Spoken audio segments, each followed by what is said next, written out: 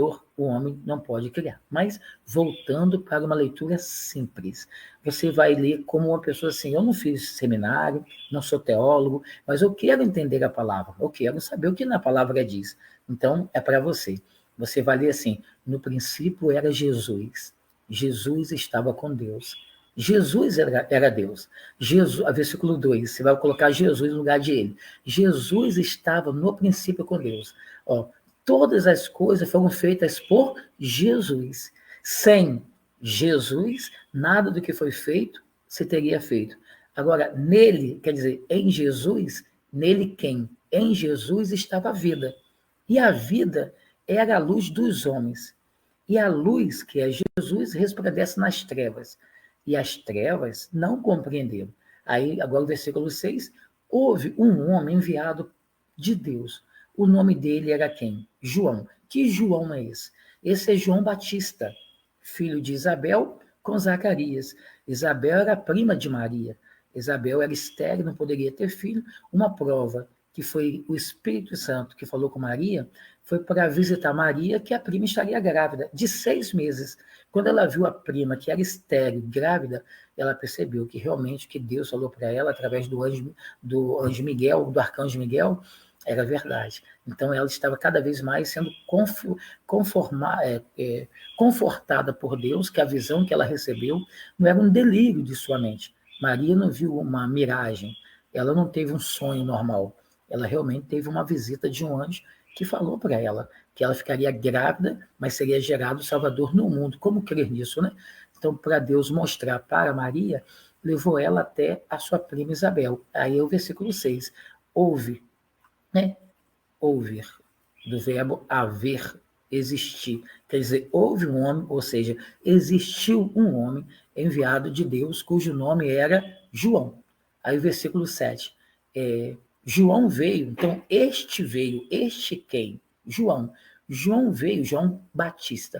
Tem João, filho de Zebedeu, que escreveu o Evangelho de João, que é esse que eu estou lendo, escreveu 1 João, 2 João, 3 João e Apocalipse.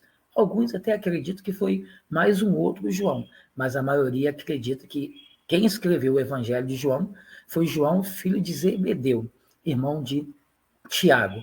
Esse João escreveu a primeira carta de João, a segunda carta de João, a terceira carta de João e Apocalipse. Mas esse João aqui do versículo 6 não é João, filho de Zebedeu, nem irmão de Tiago. É João, filho de Isabel com Zacarias, filho único, que morreu decapitado, né, por Herodes a pedido da filha de Herodias. Ele disse para ela, pede para mim até metade do meu reino que eu te dou, porque ela é uma jovem muito bonita, ele ficou encantado.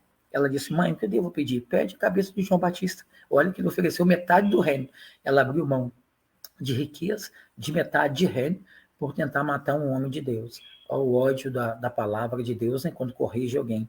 Tem pessoas que, quando são corrigidas pela palavra de Deus, querem melhorar. Tem pessoas que, quando são corrigidas pela palavra de Deus, querem revolta, até raiva, né? E fala mal da pessoa. Então, esse João aqui é o filho único. Nascido de mulher, não houve ninguém maior do que João, tá? Desse João Batista, nascido de mulher. Mas no céu diz que João é o menor. Agora o versículo 7. Este quem? João Batista. João Batista veio para testemunho, para que testificasse da luz. Quem é a luz? Jesus, para que todos crescem por ele. Era João Batista que deveria preparar o caminho. A Bíblia fala, no Velho Testamento, que João Batista faria isso? Fala. No livro de Malaquias diz assim, voz que clama no deserto, prepara o caminho. João estava preparando o caminho. João falava como? Arrependa-te. E João disse, olha, virá um após mim, que eu não sou digno nem de desatar as alparcas dos pés.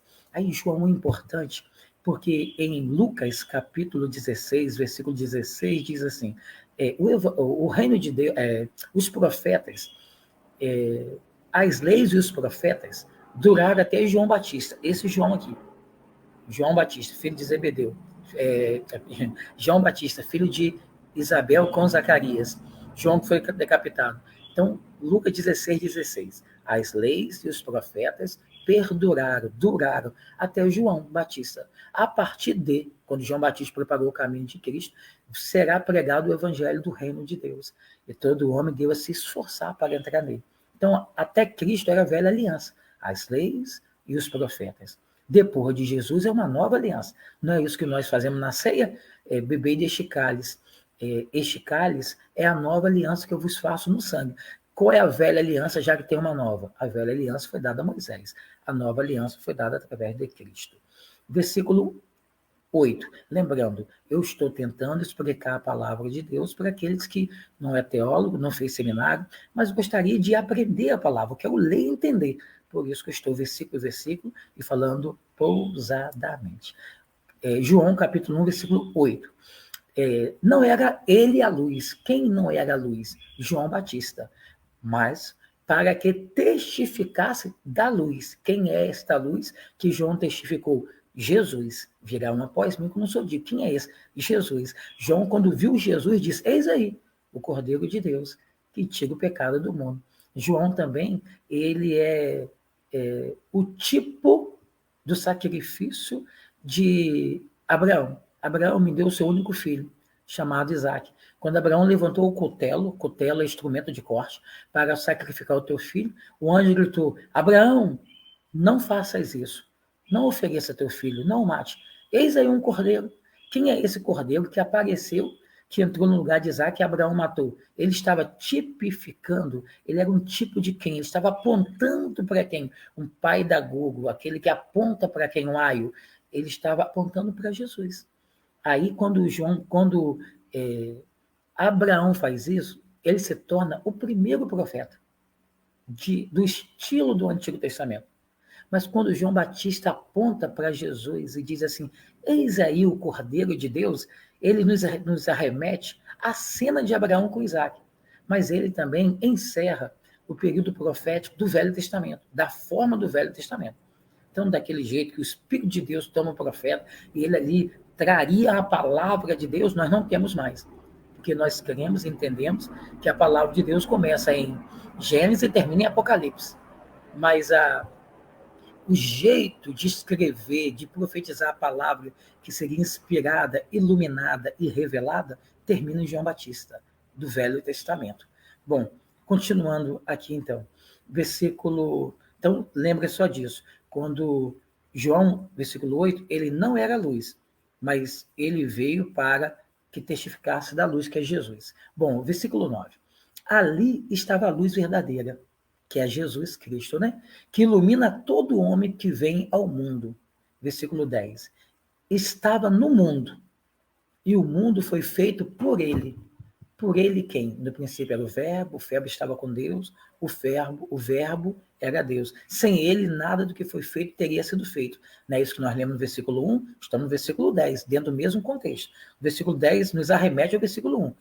Estava no mundo, o mundo foi feito por ele. Jesus não estava no mundo, ali encarnado, nasceu em Maria, mas o mundo foi feito por ele.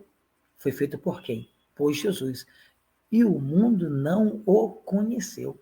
Jesus não é chamado de Emmanuel, Deus conosco, é Deus andando em nosso meio e a gente não o conhecendo. Alguns dizem que Jesus vai voltar, pode andar como mendigo e a gente nem saber que é ele. Bom, isso já aconteceu. Jesus já veio, se vestiu de homem, foi filho de um simples carpinteiro, arqueólogo Rodrigo Silva e outros mais, diz que ele era um construtor de casa, como se fosse um pedreiro, né? Ele fazia tanto carpintaria como de pedreiro. Então, alguns acreditam que José era carpinteiro. A Bíblia diz que ele era carpinteiro. E alguns acreditam que esse carpinteiro, na época, era um construtor de casa. Não era chamado de pedreiro, mas é a função como se fosse um pedreiro. É como se José construísse casa. E quem construía casa naquela época não era pedreiro, mas sim carpinteiro. É a visão do arqueólogo Rodrigo Silva. Então, o versículo 10 nos arremete ao versículo 1. Versículo 1 diz, no princípio era Jesus. Jesus estava com Deus, Jesus era o próprio Deus.